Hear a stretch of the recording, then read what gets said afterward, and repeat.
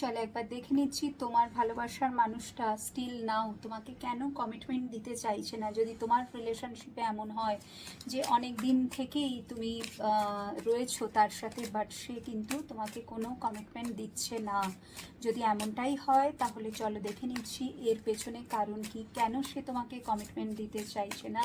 Let's see কারণটা কি আছে। এম্পারার, তোমার পার্টনার প্রচণ্ড জেদ, প্রচণ্ড egoistic person.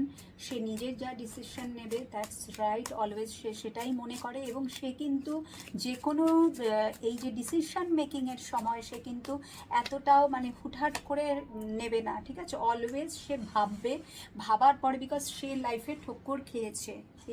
Maybe you are not the first person, ঠিক আছে। তার জীবনে হয়তো তুমি প্রথম নও, সে এর আগেও তার লাভ লাইফে সে কিন্তু ধাক্কা খেয়েছে।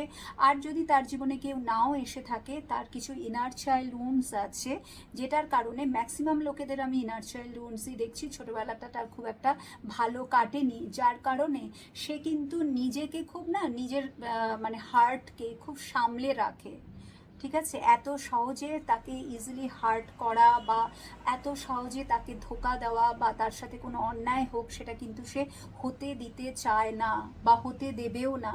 সো যে কোনো ফাইনাল ডিসিশন নেওয়ার আগে সে তোমাকে অবশ্যই ভালোবাসে। এম্পারারের সাথে two of pentacles, emotional attachment অনেক হাই, বাট যে কোনো ফাইনাল ডিসিশন নেওয়ার আগে সে অনেকবার ভাববে, সেটা তার জন্যে, তার বেটারমেন্টের জন্য। কিং অফ কাপস, ইয়েস, সে তোমাকে ভালোবাসে, সেই কনফার্মেশনটাই এঞ্জেল দিল।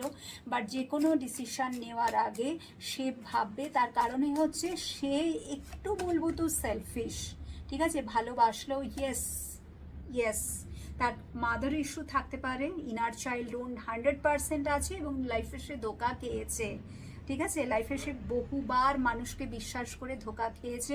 তো রিলেশনশিপের জায়গায় এমন কোনো ডিসিশন সে নিতে চায় না যেটাতে সে হার্ট হবে বা তুমি পরে গিয়ে হার্ট হও। কমিটমেন্ট দেওয়া মানে একটা সারা জীবনের জন্য, তাই না।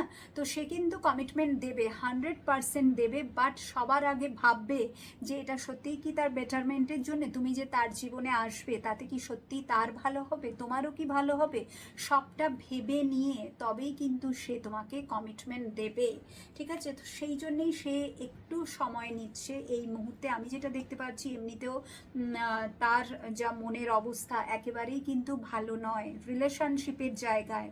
হয়তো তোমার সাথে থেকে সে যেটা